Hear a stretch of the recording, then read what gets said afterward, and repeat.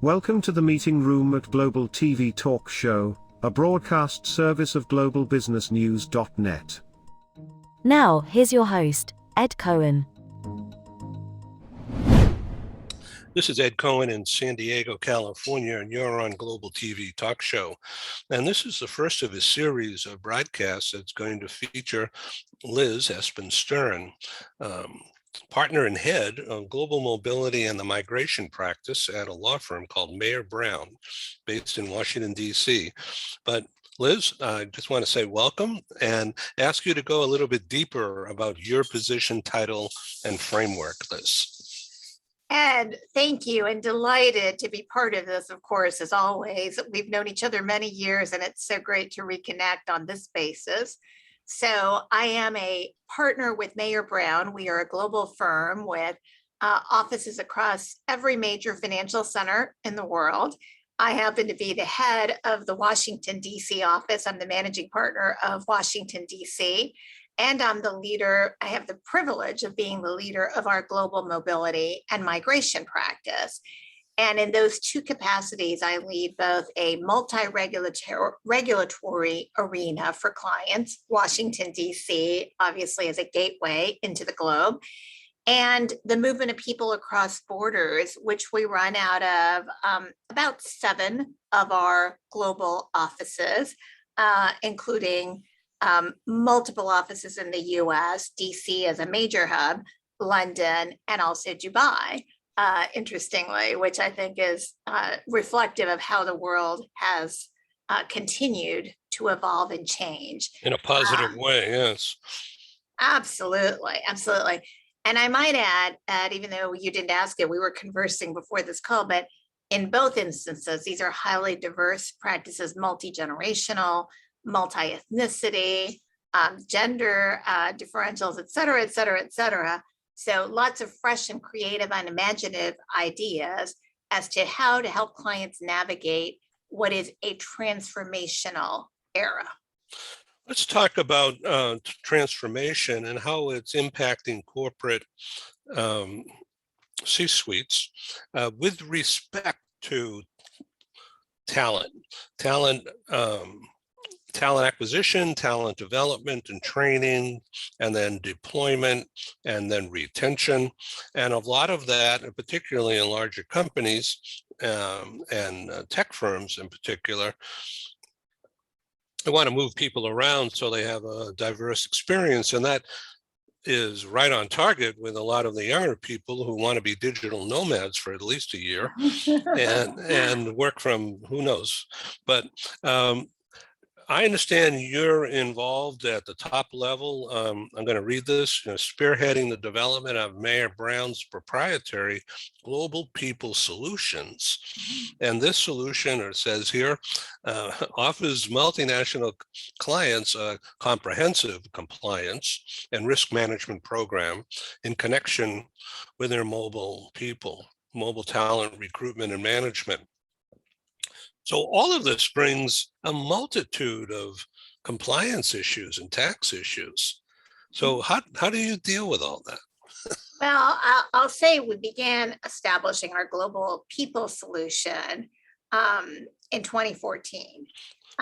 We saw that the movement of people across borders simply wasn't as highly regulated yet as the movement of anything else across borders. And we could tell that a cutting edge solution for clients would anticipate what would happen. And then we had Brexit, America first, Australia first, et cetera, happen. So I think our predictions were quite wise and quite timely.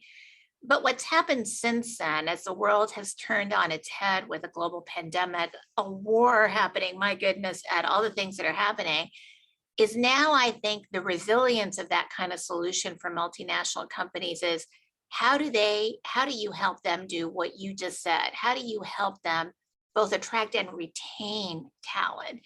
And I think all of the scholarship in the area, all of the commentary among the HR community, the global HR community is, oh my gosh, we can't keep top talent. What do we do?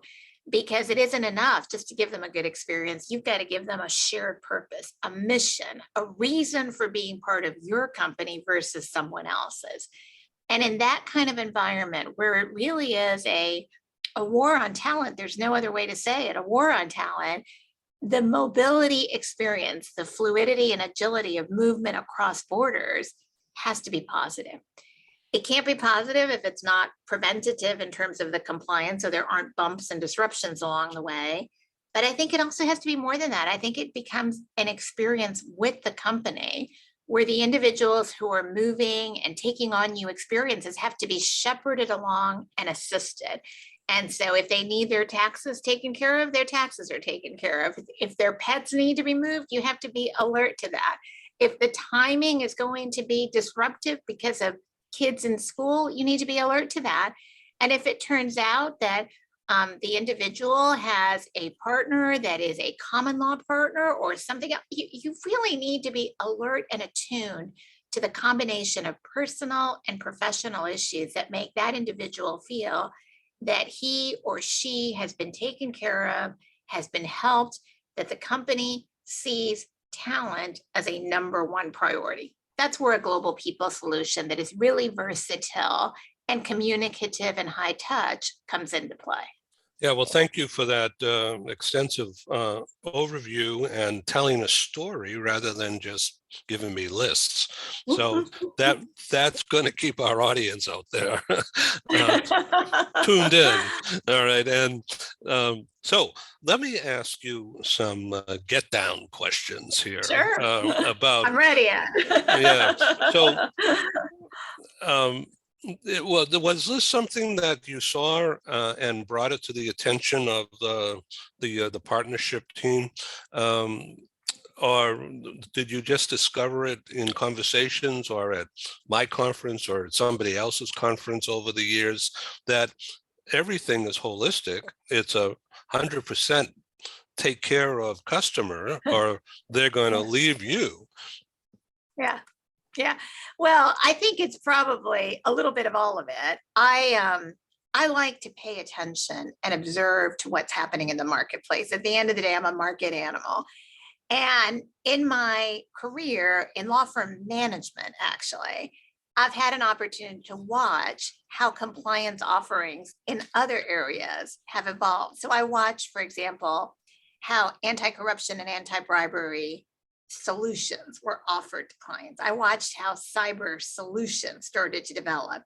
And one thing that I noticed is for those solutions to be effective, the lawyers couldn't just show up when the crisis occurred. The lawyers had to be living with the client and know what's out there on the horizon. It's a matter of time when these things are going to impact you or your client.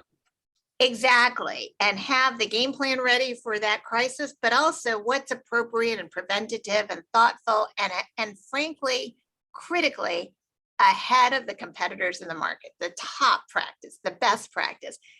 And that's what I had in mind for immigration and mobility. I'd run a global practice for many years, but this idea of being ahead of where regulation might change, of where the policies might happen.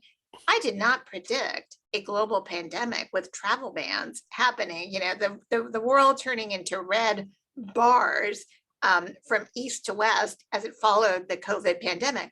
I couldn't possibly, who could anticipate that? I didn't anticipate that. But it's only because of having this thought that you need to be ahead of the regulation and agile and flexible that we were ready to address that and help our clients do that. And I think clients are craving that, the way that you mentioned the tech companies, the way that tech companies offer products into the market is ahead of what the need is. They're identifying in anticipation, what's next, what's coming next.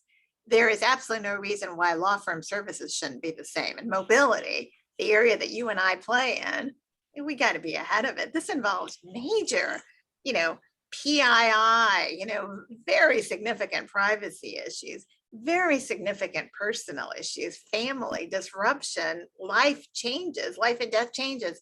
Come on, we got to be ahead of it. So had a talk show, a major event called Crisis Communications as a result of geopolitics impacting global business and talent, which means the Great Escape or the Great Resignation, or war impacting. Where's all that talent going across Europe? I mean, and coming in. I mean, just think.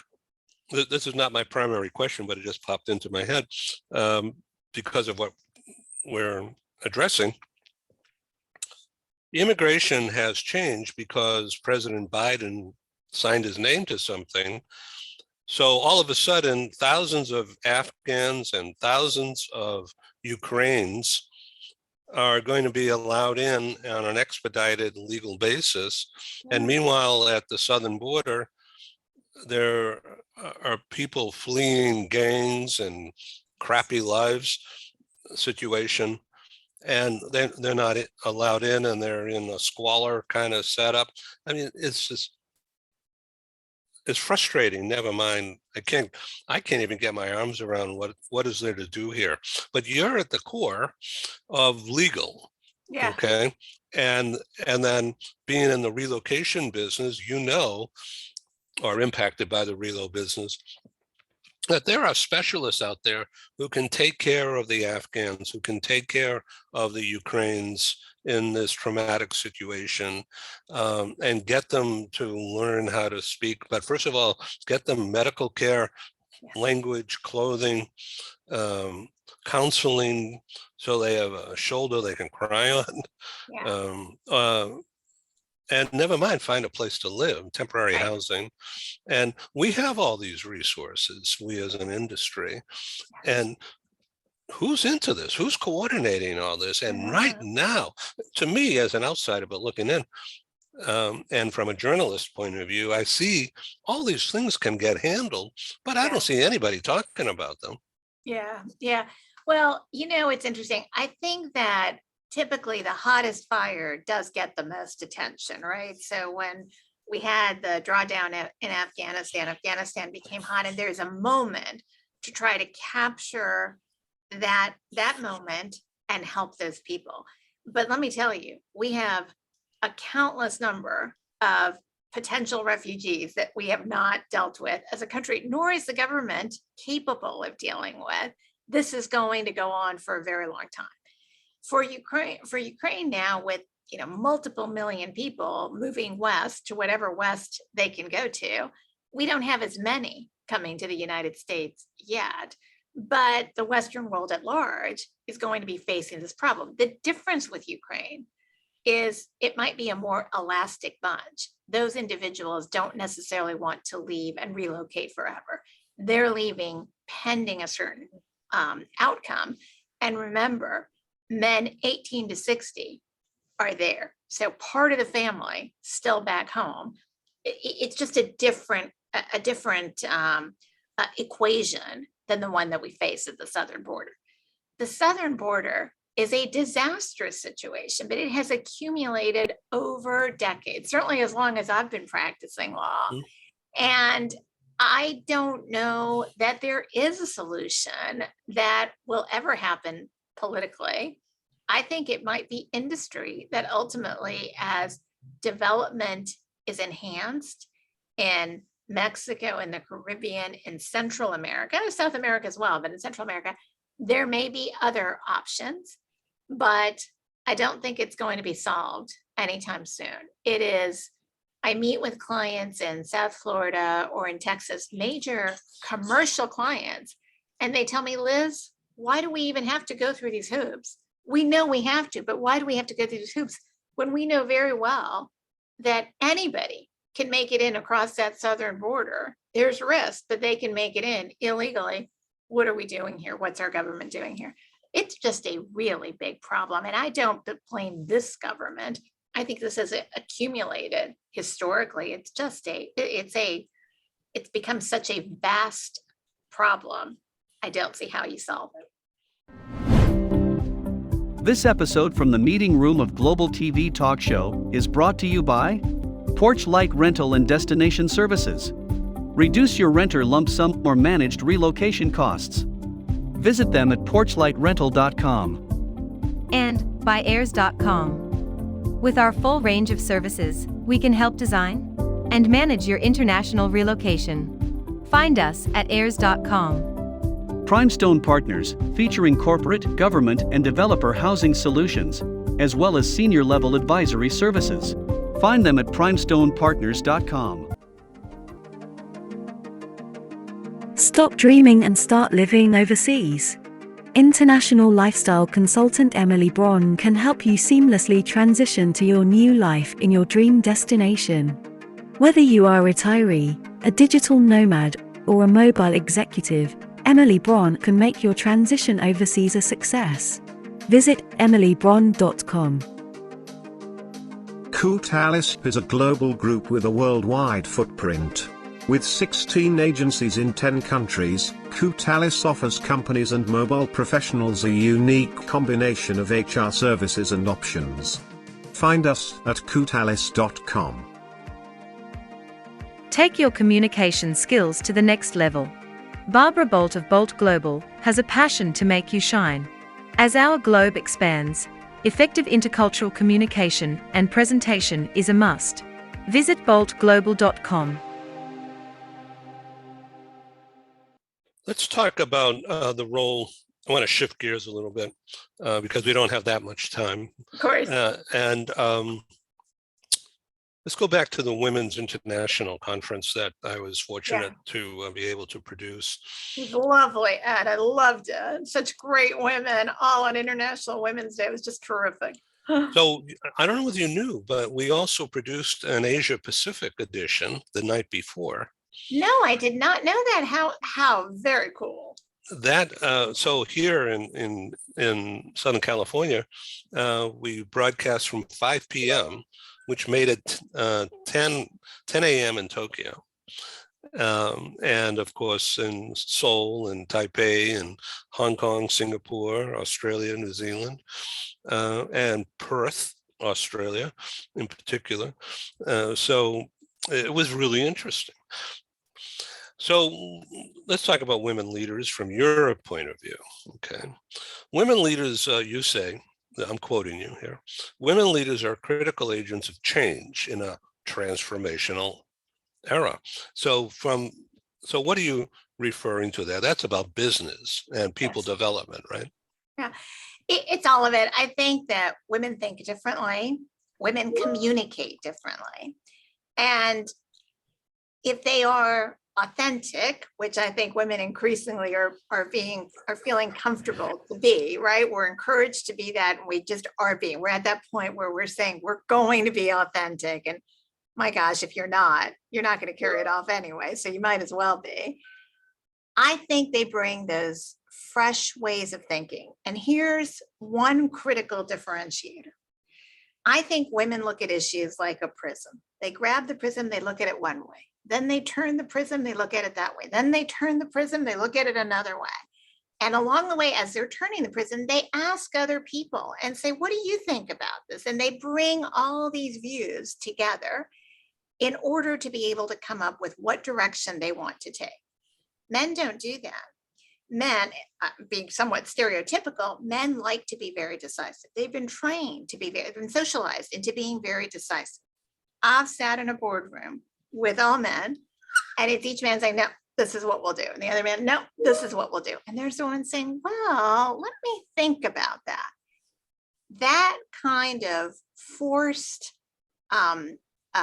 discussion versus decision method of thought leads to great solutions. It changes the game. And when everything is changing, all the assumptions are changing. When the world of how we operated before, women can refresh. That's what I mean about women being innovative. They just bring a different thought process into it. They're less likely to succumb to the previous assumptions, which you would have to succumb to be that decisive on the spot. That's my theory. Well, that's excellently stated, and thank you. We'll get back to that. We'll come full circle. You also write and I'm quoting here, the resilience and creativity of women can enrich the workplace at a time when new modes of working are required. The hybrid workplace mandates new ways of connecting and communicating. That's exactly what you're talking about. It is. It is. As I said, people aren't going, it's a whole new model, this idea of being part of the time in the office, part of the time not, partially virtual, part of on schedules at home and at other locations. It's not just one location, it's multiple locations, pulling people away into a virtual world at the same time that there's an on-site component. Boy, you need great communications in that. If you're going to learn how to navigate, you need to communicate. You need to try a few things. You need to experiment. You got to turn the prism. You can't just decide it'll be this way or no way. It simply won't work. The glue won't be created. I think women are willing to test those assumptions and see what happens and talk to people and are influenced by when they see someone who's struggling. Women are very influenced by that. It affects us. We want to somehow, the empathy happens naturally, want to help resolve that issue, but we're willing to listen and evaluate it. I think that's a big part of it. I don't think men should be cut out of this process. I love men. I think men are terrific, but I think it's the mix of the two ways of thinking and then add to that other diverse ways of thinking. Wow, you can really elevate the ideas and the relationships, because in having those communications, you're building bridges. So the idea of prism, that's PRISM. Correct. Some colors in that. Yeah. Like each prism, face is different faces. In other words, angles, right? Yes. Like a blue, yellow, red, black, green. And I mean, it could be beautiful. So it depends on how the light hits it is what's focused on then. Exactly. And then it turns. Changes how you see things if you turn the prism. That's exactly right. It changes things. Women will look at it from different angles. They just will. They won't look at it from the same old. It's natural to, I don't know why, but it's natural to us. It is a way that we evaluate and we think about things. It's something about how women relate to others. It matters to us how others feel about things. So I again, a broad generalization, maybe not every woman would say this. You may get someone who say, look, I'm just as decisive as the next guy. But this isn't about being indecisive. This is about how your thought process works leading into decisions. So it's how it's a matter of setup, right? Sort of like, okay, let's just say we're in a boardroom. So board, it's now 10:42 a.m. here in California or so. For the next 8 minutes, we're going to have a discussion from looking at it the blue way. And then from that time to another 12 minutes or so, we're going to look at it from the green side and have nothing to do with fossil fuels. Maybe fossil people, but not, no. But so that's the approach. I mean, the idea is not to be afraid of having some extended discussion. Exactly. Yeah. Now, is it that women in the workplace have quit because they were sick of dealing with the monochromatic way of thinking about decisions? Well, it could be. I mean, I don't know that I know all the reasons that women opt out. You know, we've talked a lot over the years about family, and I don't know, nowadays, households have changed, resources have changed, the economy is high. I don't know that you can attribute all to that. And you see senior women stepping off early as well. I think sometimes women also like to be invited. And that's a very important thing. Women, look, a woman can be as much of a power broker as anybody else, but sometimes that's not the way they choose to exercise their approach. And they like to wait to be invited. And sometimes if leadership if a male leadership or female leadership is not attuned to that, they might miss the obvious talent of a wonderful woman and not optimize the woman. And So so, meanwhile, the guy would either charge in or not be involved, period. right, exactly. Right. Exactly. Women, how much do women ask for money? There's a pay differential, right? There's a huge pay gap. Women don't necessarily pound the table for the money, but they're aware of the differential, and that may ultimately encroach on their enthusiasm. Not again, maybe they don't care about the money, maybe they do. It doesn't matter. Either way, it just might encroach on them. But women like to be invited. And isn't that a great lesson for the workplace that's hybrid now? Doesn't everyone need to be invited? Because we don't see everyone all the time. We need to do more of a courtship in the workplace, and women set an example for that. And so that brings me to diversity, Oh, because that's the same thing as the prison. yes. And Multicolored, multi-textured. being invited rather than having a sense of being ignored. Yes, yes. Oh, isn't that the statement of the day? Being invited rather than having a sense of being ignored. I mean, that is it. You've captured it. And the same is true for diversity. Why give people that opportunity? Why not invite them? And maybe occasionally we forget to invite somebody. Maybe we do overlook. Well, tomorrow's always another day. Take advantage the moment you sense that someone is feeling ignored or a little bit resentful or insecure. Go approach that person. I mean, go approach them as a leader. I think that both male and female leaders need to start doing that. We just need, and we need enough bandwidth to pay attention to those people issues. This isn't emotional intelligence.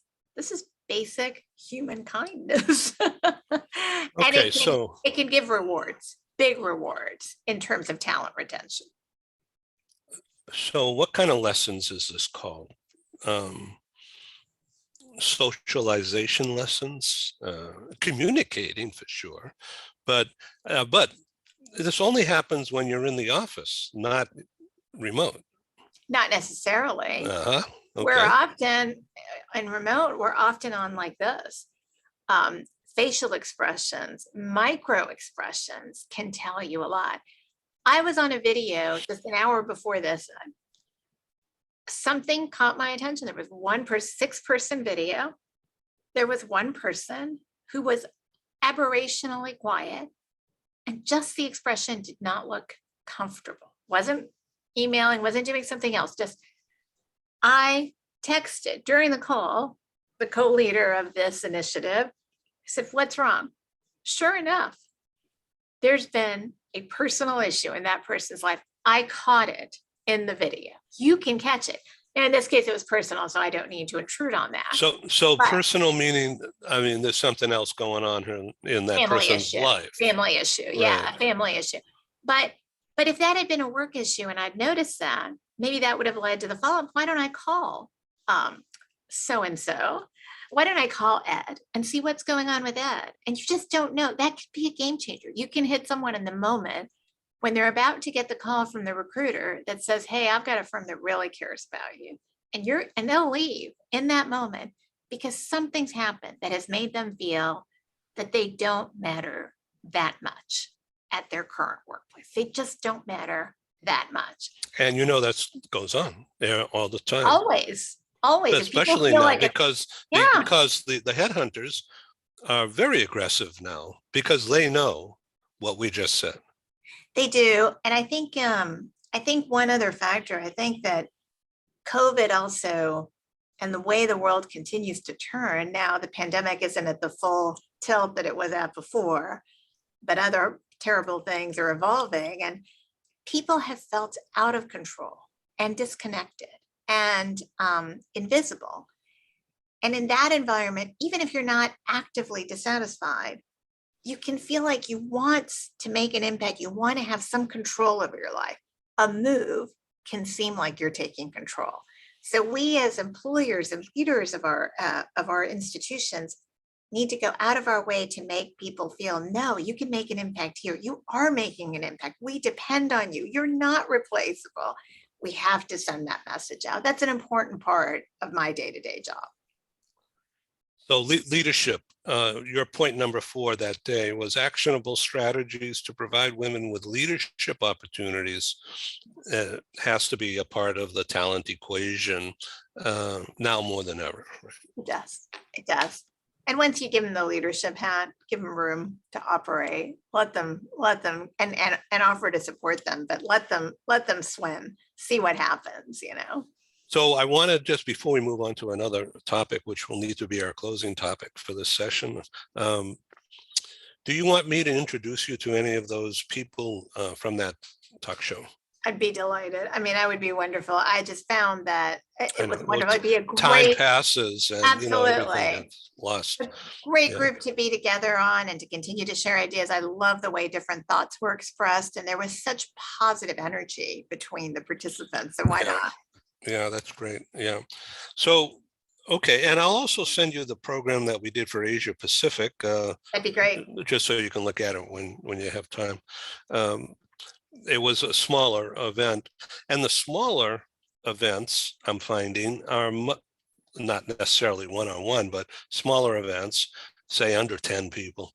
People can talk and understand each other more rather than just listen to headlines. 100%. I mean, I found, you know, Ed, you mentioned on that broadcast, you had a technical difficulty. It was meant to be, as I was joking, with it being International Women's Day, and the conversation just continued to flow. We didn't have enough time to get the different ideas we had. We were hungry to share those ideas. We are pleased to welcome Adamo Education as a proud sponsor of Global TV Talk Show. The concept of a micro school is the reimagining of the one-room schoolhouse. My name is Tamara Becker. I'm the president and CEO of Adamo Education. The micro school concept really does not just lend itself to the personalization and the customization of learning, but also the social development and fostering that sense of love for learning. Unlike what we see in traditional brick and mortar schools, we have multiple grade levels in the same learning space. Students can be enriched by the socialization that they get, as well as the academic support from peers. What differentiates Adamo is the fact that we are taking the best pieces of brick and mortar, of digital, and then at-home learning. Students here can come 5 days a week. They can come 4 hours a day. It will really just depend on what is best for the student and for the parent. To enroll, just reach out via phone, text, or email, and we'll have that personalized conversation, and we'll be able to get you all set. Check us out at adamoeducation.org. Become a global player in your field. Cross Culture to Go provides virtual support for your global business and career success. We can help you thrive in 140 plus countries and markets. On the web at crossculturetogo.com. I think what we're going to do now is spin off that same topic and bring it down to a weekly or bi-weekly smaller events. And if somebody can't make it on this day, perhaps they make it on another day. But we're going to throw it open and expand the idea and take the audience forward together and find more advertisers, of course. So that's the whole idea, is to sell something. Okay, so let's talk about this is not political, although it is political, but it's not political, it's business. And this has to do with this idea, circling back now to our earlier topic today, of the talent spectrum and the role that you find yourself in. It's not because you're finding legal business, it's because there's a role that's necessary to look at things holistically, right from the start, not to be contacted a month too late and Right. get the immigration thing going, but right from the recruitment stage or even before, planning. Mhm. I guess in the mobility context, as you think about this is probably our number one point that we make to companies. If you are recruiting lateral talent into your company, whatever your company is, you want that immigration planning to begin at that point as something that will make it flow for the individual. A cost of transaction for a lateral is the cost of leaving the place they're at, where even if it's not an optimal opportunity, they don't have to exert any energy to keep making their paycheck and continuing to have impact. So there's a cost of transaction. Make it easy, make it welcoming, make the mobility process be something that makes the person feel good. Well, one example, there's a visa filing for an individual when they're going cross borders.